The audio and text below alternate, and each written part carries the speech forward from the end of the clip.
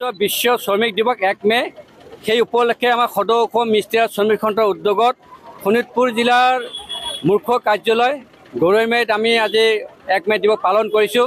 হাজাৰ হাজাৰ শ্ৰমিক আজি ওলাই আহিছে। শ্ৰমিকৰ আজি সংকল্প দিন, নেতৃত্ব দিন, আৰু শ্ৰমিকে আজি মন উজাৰি কথা ক'ব যি মূল্য বৃদ্ধি হৈছে, আৰু এই মূল্য বৃদ্ধিৰ কাৰণে গোটেই এটা সময়ত শ্ৰমিকসকলে খাব পৰা নাই।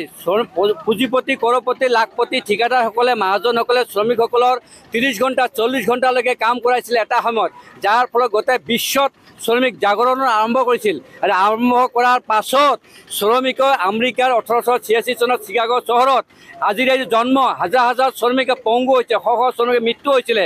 সেইকাৰণে আজিৰ দিনটোত আমি গোটেই বিশ্বত শ্ৰমিকৰ মে দিৱস স্বীকৃতি পাইছোঁ। আজি আমি এটাই কথা চৰকাৰখনক আমি সকীয়ানি দিছোঁ, আমি তেওঁলোকক আমি আহ্বান জনাইছোঁ যে শ্ৰমিক ৰাইজ খাব পৰা নাই, শ্ৰমিকসকলক শোষণ কৰিছে। মূল্যবৃদ্ধিৰ পৰা মূল্যবৃদ্ধি, ঔষধৰ, গাড়ী মটৰ, তেল পানী, হাৱাজ, পিঁয়াজ, তেল, শাক পাচলি, কাপোৰ কানি, medicine, A to Z gas ছিল, সকলো মূল্যবৃদ্ধি। শ্ৰমিক এতিয়াও ৰাজপথত আজি আন্দোলন কৰিব ওলাই আহিছে। আজি শ্ৰমিকসকলৰ চৰকাৰক আমি জাননী দিছোঁ বা চৰকাৰক আমি আহ্বান জনাইছোঁ যে আন্দোলন কৰিলে যে এনকাউণ্টাৰ কৰি শ্ৰমিকসকলক মৃত্যু দিব পাৰে, এনকাউণ্টাৰ কৰিব পাৰে। কোনো আন্দোলনৰ কোনো তাৰ স্বীকৃতি দিয়া নাই এখন চৰকাৰে। কিন্তু আজি বিশ্ব শ্ৰমিক দিৱস, আজি স্বাধীনতা আমাৰ আছে। আমি আজি বিনা ইচ্ছা হাজাৰ হাজাৰ শ্ৰমিক ওলাই আহিছে। আজি ৰাজপথত আমি আজি আন্দোলন কৰিছোঁ, আমি আজি প্ৰতিবাদ কৰিম। আমি আজি নিজৰ মনৰ কথা আমি আজি কৈছোঁ চৰকাৰখনক যে ইমানে মূল্যবৃদ্ধি, এই চৰকাৰখন আমাৰ কাৰণে নহয়, দুখীয়া মানুহৰ কাৰণে নহয়, শ্ৰমিকক দুখীয়াৰ কাৰণে নহয়। এই চৰকাৰখনে জনে বিহু নাচিছে 25,000 টকা, গছ পুলি লগালে 10,000 টকা, ইত্যাদি ইত্যাদি সকলো অনুষ্ঠান পৰা সকলোকে টকা পইচা দিছে।